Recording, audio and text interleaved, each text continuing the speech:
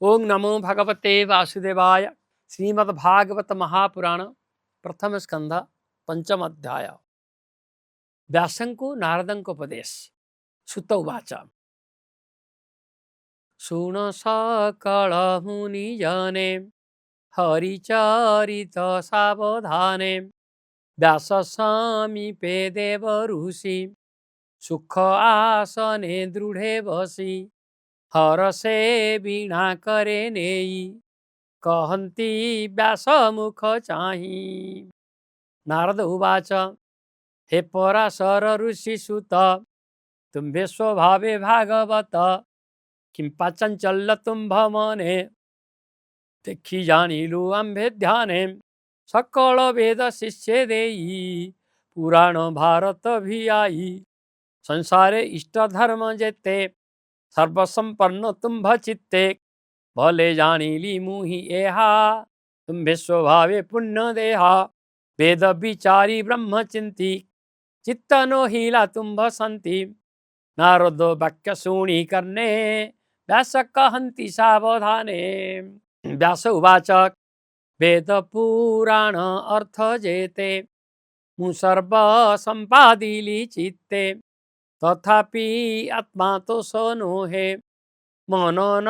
रहे स्थिर देहे तुम्भे जे ब्रह्मांक नंदन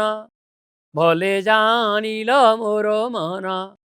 कह आनंदे मुनिवर केमंते मन हेव स्थिर। नारद उवाच भो मुनि सत्य एव वचन कृष्ण निर्मल जस गुण जेणु न कल उच्चारण तेणु संतोष नो हे मन जे धर्मे कृष्ण तो सनोही से धर्म नियु न अटई धर्म संपद काम अर्थे जेते कहिल वेद पथे जेबे गोविंद गुण ग्राम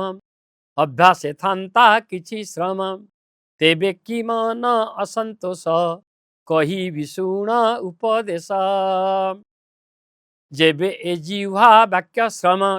न करे कृष्ण गुण गान जे बाणी जगत तारिणी ता छाड़ी अन्न जेबे भणी ताहाकु बोली काक वाणी जही रे गोविंद न शुणी निश्चय काक तीर्थ से ही से जले के बा अवगाही जे वाक्य कृष्ण गुण गाई निश्चय पुण्य तीर्थ से ही से वाक्य जन तापना से तीर्थ जे सने पाप ध्वंसे कृष्णर गुण गाथा जेबे प्रबंधे उच्चारई भावे पद दूषित जेबे होई से वाणी सर्व पाप दही तुम्भे स्वभावे भागवत महानुभव सुचिमंत सत्य वचन धृत व्रत एणु अमोघ तुम्भ चित्त समाधि करी कृष्ण पादे तार चरित अनुवादे प्रबंध भागवत कर अखिल जन को उद्धर अनंत पार विष्णु कथा तुम्भे वर्णने सामरथा हरिचरित दीपकर जनकु अंधारु उद्धार जे प्राणी निज धर्म तेजी हरिचरण दृढ़े भजी भजु मरई जेबे दुखे केबे हे न पड़े न रखे पूर्व अर्जित कर्म बसे दुख सदृश सुख आसे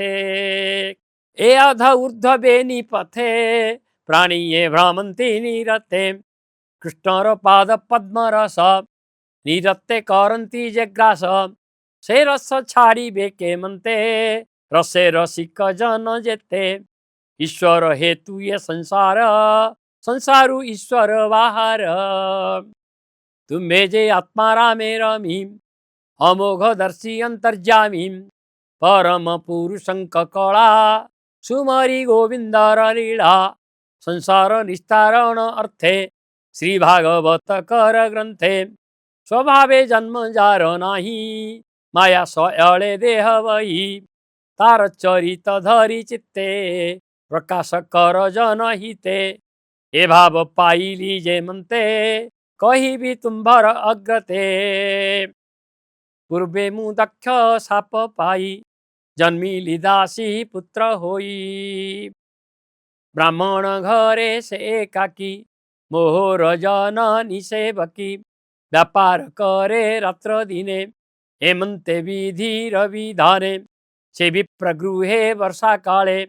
अतिथि ब्राह्मण मिलिले ताहांकु अन्न जल देई ब्राह्मण कहे भाव बही हे विप्रे शुण मो वचन आज जीवन मोर धन्य तुम्भर दया जेबे मोते मो घरे रुह दिन केते दुर्गम वर्षा मास चारी ए ऋतु मोर घरे सारी हे उभो इले विप्रजने ब्राह्मण गृहे शुद्ध मने रहिले मनर संतोषे मुसेवा कली तांक पासे बाळुत चंचलता चित्त छाड़ी मु सेवे अविरत से विप्रगण मोते चाही आश्वास कले दया बही समदर सिजेणु सर्वे कृपा से कले मोरो भावे तांक भोजनर अन्ते पत्रे उच्छिष्ट थाई जेते ताहा भुंजई नित्य मुहि अन्न भोजन न जानई उच्छिष्ट भोजन प्रसादे मोहरो चित्तु अप्रमादे सर्वकेल्वि सवेगे गला ताहंक धर्म उदेला विप्रंक मुखु हरिवाणी ताहंक अनुग्रहे शुणी पदकु पद गीत स्वरे सेवाणी मोर मन स्फुरे निरते शुणी पदे पदे मन बुड़िला कृष्ण पादे कृष्ण हूँ आनन जानई विषय रस आउ काही मुहि देखई बाह्य अंते हरि हूँ नाही के जगते विप्रंक संगे हरिवाणी निरते शुणी मुखे भणी सात्विक भक्ति मोर मने प्रकाश हेला अनुक्षणे मोहर सेवा दिनु दिने देखी संतोष विप्रजने जानिले शुद्ध सत्व रूपे भक्ति जात मोर चित्ते जीवार बेले मोते राई कृष्ण साधन शिक्षा देई सर्व कहिले मोरो कर्णे दीन वत्सल मुनि जाने विष्णुर माया अनुभव तेणु जानिली मुहि सर्व जे कर्म संसार कारण सेनो हे ताहार वारण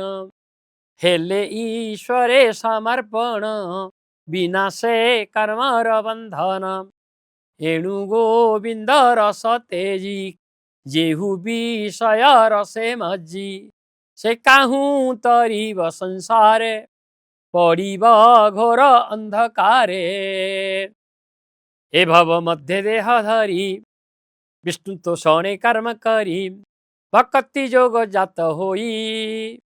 ज्ञान अधीन तार होई जेबे सकल कर्म करी विष्णु अर्पण मने धरी विष्णुर जेते गुण ग्राम जगते अच्छी जेते नाम मुख्य उचारी मन स्मरी से भक्ति जोगे अधिकारी श्री वासुदेव जे प्रद्युम्न जे अनिरुद्ध संकर्षण विष्णुर जेते गुण ग्राम जगते अच्छी जेते नाम मुखे उचारी मने स्मरी से भक्ति योगे अधिकारी श्री वासुदेव जे प्रद्युम्न जे अनिरुद्ध संकर्षण मंत्र उचारी मूर्ति करी पूजा करन्ति भक्ति भरी से न पड़न्ति माया मोहे अन्ते पसन्ति कृष्ण देहे एमन्ते साधु संग फले कृष्ण भक्ति जोग बळे से हरि मोते ज्ञान देला अशेष दुख पार कला एबे हो सुण मुनिवर हरि चरणे मन धर कृष्णर नाम जस जेते प्राणी की कह भागवते जेणे पंडित जनकर अबोध कर्म जीव दूर विषय दुखी प्राणीकर